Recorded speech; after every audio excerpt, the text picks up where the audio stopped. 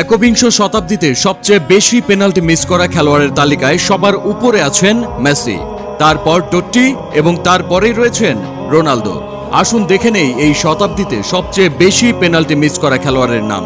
এই তালিকায় সবার আগেই আসে তর্ক সাপেক্ষে সর্বকালের সেরা খেলোয়াড় লিওনেল মেসির নাম।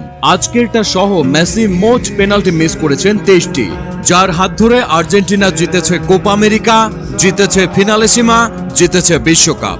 বিশ্বকাপেও মেসি পেনাল্টি মিস করেছিলেন। পোল্যান্ডের বিপক্ষে পেনাল্টি মিস করে মেসি জায়গা করে নিয়েছিলেন এমন এক রেকর্ড বইয়ে, যেখানে তার নাম বড়ই বেমানান। আর্জেন্টিনার ইতিহাসে মেসি হয়ে উঠেছিল একমাত্র আর্জেন্টাইন খেলোয়াড় যিনি বিশ্বকাপের মঞ্চে 2টি পেনাল্টি মিস করেছেন। 2018 রাশিয়া বিশ্বকাপে মেসি আইসল্যান্ডের বিপক্ষে পেনাল্টি মিস করেছিলেন। তবে মেসি যে পেনাল্টির জন্য সবচেয়ে বেশি আক্ষেপ করেন সেটা সম্ভবত 2016 সালে চিলির বিপক্ষে কোপা আমেরিকার ফাইনালে।